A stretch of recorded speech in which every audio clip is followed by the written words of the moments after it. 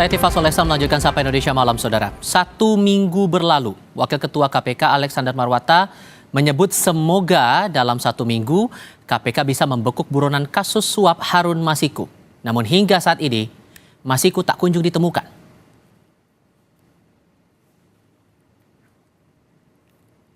Sudah 4 tahun lebih buron. Namun hingga saat ini, Komisi Pemberantasan Korupsi belum bisa meringkus buronan kasus suap terhadap anggota KPU Wahyu Setiawan tersebut.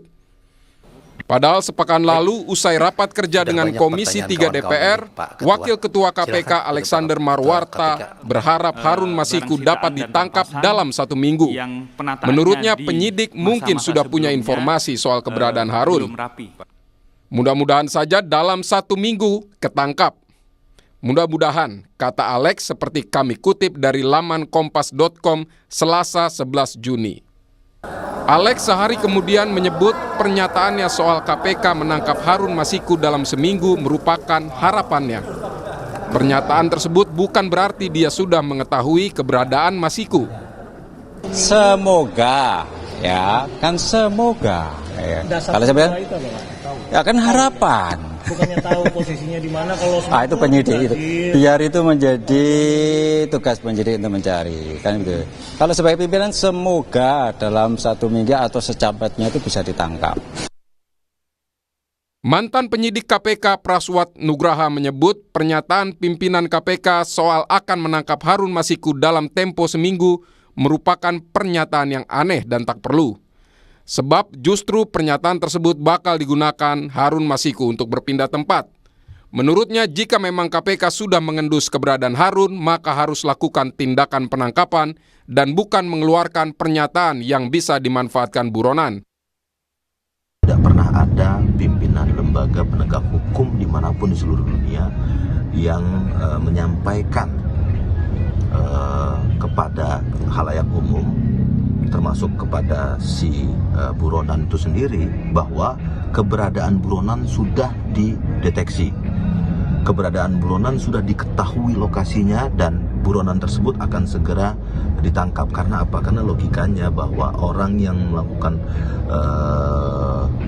tindakan buron itu setiap harinya memantau dan mengkhawatirkan bahwa jangan sampai keberadaan dia diketahui oleh khalayak umum, apalagi diketahui oleh lembaga penegak hukum yang sedang mencari di mana sebenarnya posisi dia berada. Itu yang pertama. Jadi hal ini memang sesuatu yang sangat tidak masuk di akal ya, bahwa kemudian KPK mengumumkan bahwa buronan yang dicari-cari selama ini sudah diketahui posisinya. Caleg PDIP pemilu 2019 Harun Masiku menjadi buron KPK karena diduga menyuap komisioner KPU RI saat itu, Wahyu Setiawan, $57.350 Singapura atau saat itu setara 600 juta rupiah. KPK telah memasukkan Harun Masiku dalam daftar pencarian orang atau DPO sejak 29 Januari 2020. Tidak hanya itu, Harun Masiku juga masuk dalam daftar pencarian Interpol sejak 30 Juli 2021. Dalam upaya mencari Harun Masiku, KPK memeriksa Sekjen PDIP Hasto Kristianto, bahkan menyita telepon genggam Hasto yang dibawa stafnya. Meski tindakan KPK dipersoalkan tim Hasto, Ketua Komisi Pemberantasan Korupsi Nawawi Pomolango menegaskan penyitaan tersebut sudah sesuai ketentuan. Lanjut langkah-langkah yang dilakukan oleh teman-teman penyidik mungkin bagian daripada perintah pimpinan bahwa memang upaya terus pencarian Harun Masiku itu terus harus dilakukan. Kemarin saya sendiri ada giat di Surabaya sehingga baru tadi pagi saya minta Pak Deputi Penindakan untuk memberi penjelasan kepada kami apa yang berlangsung yang seperti diberitakan yang kemarin. Itu aja barangkali. Silakan, ada ruang-ruangnya, ada dewas, ada forum pra-peradilan untuk kegiatan. Pak, kemarin ada.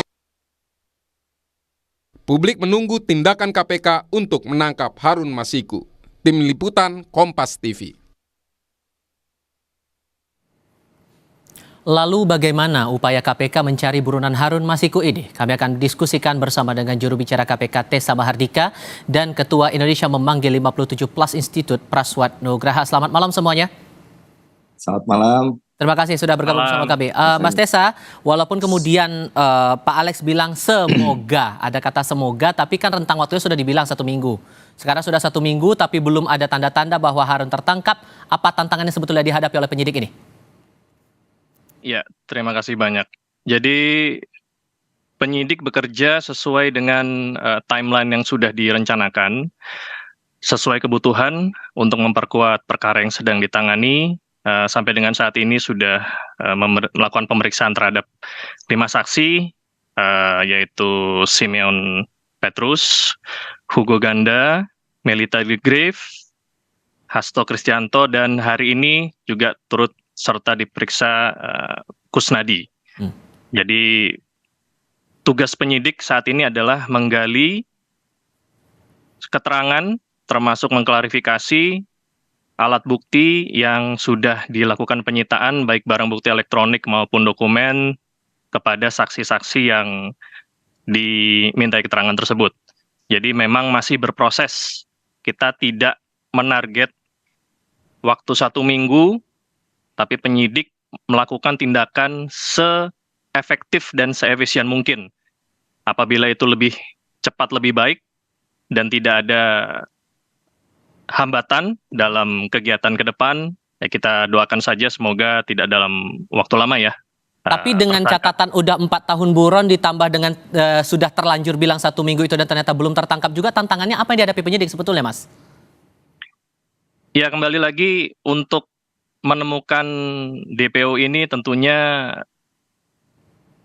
bergantung pada situasi di lapangan maupun alat bukti yang dimiliki oleh penyidik, keterangan saksi. Kita tidak bisa serta-merta tiba-tiba memanggil saksi yang tidak berkait.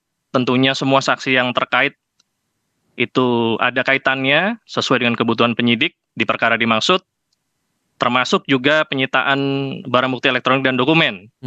Kalau sana itu ditanyakan kebutuhan penyidik dalam rangka pemenuhan tindak pidana yang sedang ditangani.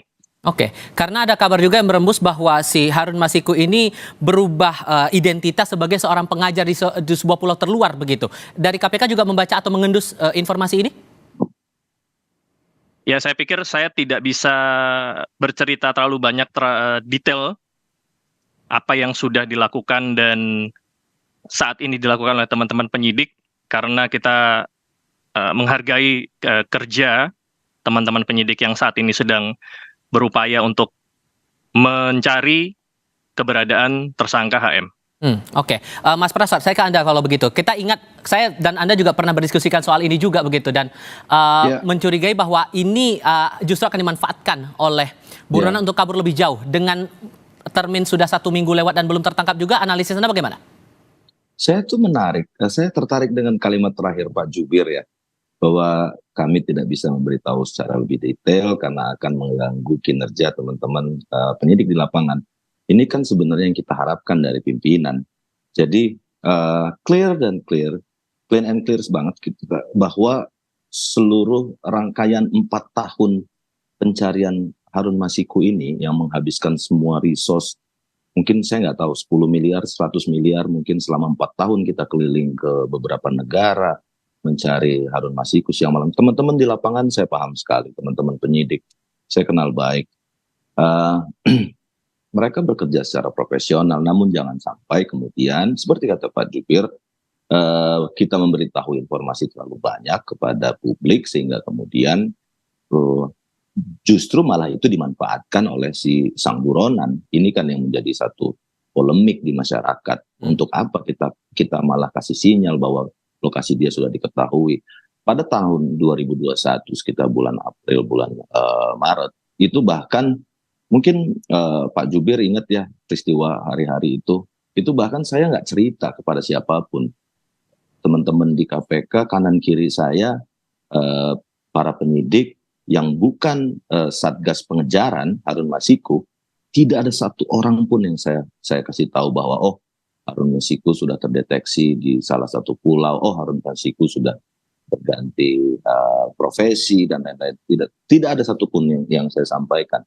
Tapi setelah 3 tahun atau setelah 4 tahun ini baru kemudian banyak gunjang-ganjing, baru kita sampaikan bahwa sebenarnya kalau memang mau benar-benar KPK mau memiliki political will yang clear, waktu itu pimpinan KPK sudah jauh-jauh hari seharusnya sudah ditangkap saudara Soal Harun Masiku. political will atau ada hambatan teknis yang sebetulnya dihadapi penyidik menurut Anda, Mas Parva? Saya pikir banyak intervensi mungkin ya kepada pimpinan maupun pimpinan juga kemudian kesulitan bagaimana kemudian kita tahu bahwa rangkaian penghambatan terhadap penangkapan Harun Masiku ini dimulai di tanggal 8 Januari 2020, 1 tahun setengah sebelumnya, atau 4 tahun pas, 4 tahun lebih mungkin, 4 tahun setengah mulai kalau kita hitung dari hari ini ya.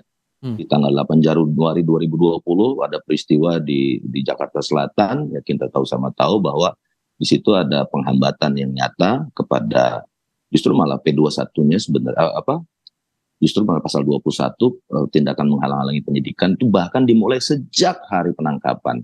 Jadi kalau hari ini kemudian teman-teman di KPK kesulitan, ya wajar-wajar saja pimpinan KPK juga saat dalam kondisi seperti ini, ketika Rosa dilaporkan di Bareskrim, mana teman-teman pimpinan?